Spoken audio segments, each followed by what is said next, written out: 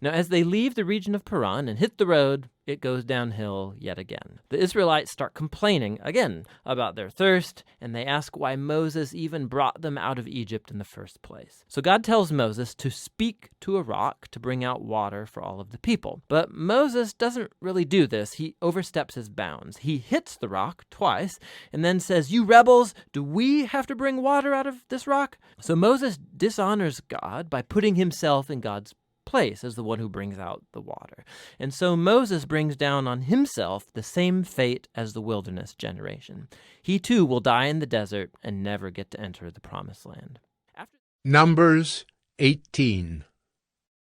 So the Lord said to Aaron, You and your sons and your father's house with you shall bear iniquity connected with the sanctuary, and you and your sons with you shall bear iniquity connected with your priesthood.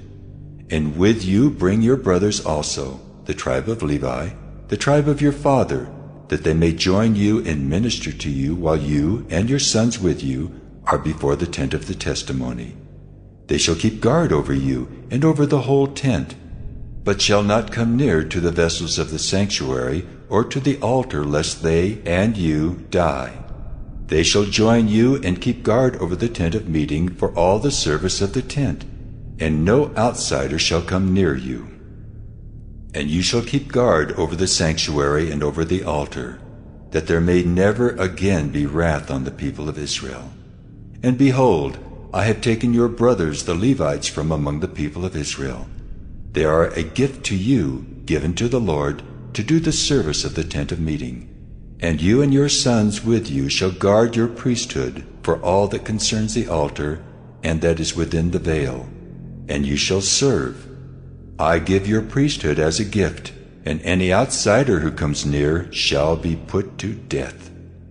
Then the Lord spoke to Aaron, Behold, I have given you charge of the contributions made to me, all the consecrated things of the people of Israel. I have given them to you as a portion, and to your sons as a perpetual due. They shall be yours of the most holy things, reserved from the fire, every offering of theirs, every grain offering of theirs, and every sin offering of theirs, and every guilt offering of theirs which they render to me shall be most holy to you and to your sons. In a most holy place shall you eat it. Every male may eat it. It is holy to you. This also is yours, the contribution of their gift, all the wave offerings of the people of Israel. I have given them to you, and to your sons and daughters with you, as a perpetual due. Everyone who is clean in your house may eat it. All the best of the oil, and all the best of the wine and of the grain, the firstfruits of what they give to the Lord, I give to you. The first ripe fruits of all that is in their land which they bring to the Lord shall be yours. Everyone who is clean in your house may eat it.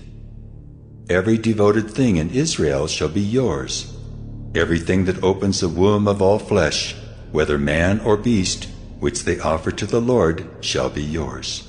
Nevertheless, the firstborn of man you shall redeem, and the firstborn of unclean animals you shall redeem.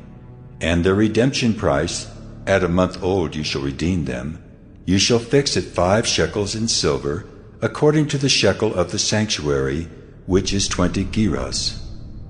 But the firstborn of a cow, or the firstborn of a sheep, or the firstborn of a goat you shall not redeem. They are holy. You shall sprinkle their blood on the altar, and shall burn their fat as a food offering, with a pleasing aroma to the Lord. But their flesh shall be yours, as the breast that is waved, and as the right thigh are yours. All the holy contributions that the people of Israel present to the Lord, I give to you and to your sons and daughters with you, as a perpetual due.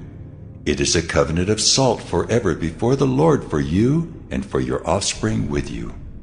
And the Lord said to Aaron, You shall have no inheritance in their land, neither shall you have any portion among them. I am your portion and your inheritance among the people of Israel. To the Levites I have given every tithe in Israel for an inheritance, in return for their service that they do, their service in the tent of meeting. So that the people of Israel do not come near the tent of meeting, lest they bear sin and die. But the Levites shall do the service of the tent of meeting, and they shall bear their iniquity. It shall be a perpetual statute throughout your generations, and among the people of Israel they shall have no inheritance. For the tithe of the people of Israel, which they present as a contribution to the Lord, I have given to the Levites for an inheritance. Therefore I have said of them that they shall have no inheritance among the people of Israel. And the Lord spoke to Moses, saying, Moreover, you shall speak and say to the Levites, When you take from the people of Israel the tithe that I have given you from them for your inheritance, then you shall present a contribution from it to the Lord, a tithe of the tithe. And your contribution shall be counted to you as though it were the grain of the threshing floor, and as the fullness of the winepress. So you shall also present a contribution to the Lord from all your tithes, which you receive from the people of Israel. And from it you shall give the Lord's contribution to Aaron the priest. Out of all the gifts to you, you shall present every contribution due to the Lord. From each its best part is to be dedicated.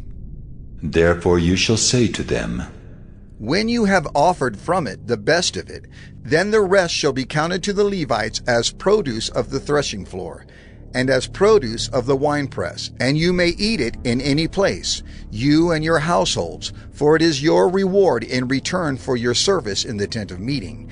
And you shall bear no sin by reason of it, when you have contributed the best of it. But you shall not profane the holy things of the people of Israel, lest you die. Numbers 19.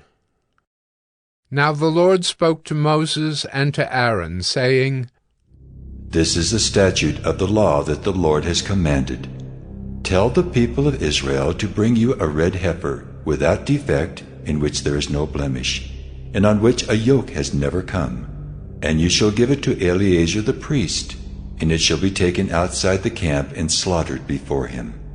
And Eleazar the priest shall take some of its blood with his finger, and sprinkle some of its blood toward the front of the tent of meeting 7 times. And the heifer shall be burned in his sight. Its skin, its flesh, and its blood, with its dung shall be burned. And the priest shall take cedar wood and hyssop and scarlet yarn, and throw them into the fire, burning the heifer. Then the priest shall wash his clothes and bathe his body in water, and afterward he may come into the camp. But the priest shall be unclean until evening. The one who burns the heifer shall wash his clothes in water, and bathe his body in water, and shall be unclean until evening. And a man who is clean shall gather up the ashes of the heifer, and deposit them outside the camp in a clean place, and they shall be kept for the water for impurity for the congregation of the people of Israel. It is a sin offering. And the one who gathers the ashes of the heifer shall wash his clothes and be unclean until evening, and this shall be a perpetual statute for the people of Israel, and for the stranger who sojourns among them. Whoever touches the dead body of any person shall be unclean 7 days. He shall cleanse himself with the water on the 3rd day and on the 7th day, and so be clean. But if he does not cleanse himself on the 3rd day and on the 7th day, he will not become clean. Whoever touches a dead person, the body of anyone who has died, and does not cleanse himself, defiles the tabernacle of the Lord, and that person shall be cut off from Israel. Because the water for impurity was not thrown on him, he shall be unclean. His uncleanness is still on him. This is the law when someone dies in a tent. Everyone who comes into the tent and everyone who is in the tent shall be unclean 7 days. And every open vessel that has no cover fastened on it is unclean.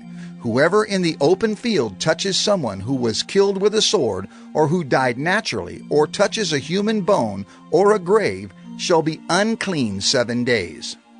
For the unclean they shall take some ashes of the burnt sin offering, and fresh water shall be added in a vessel.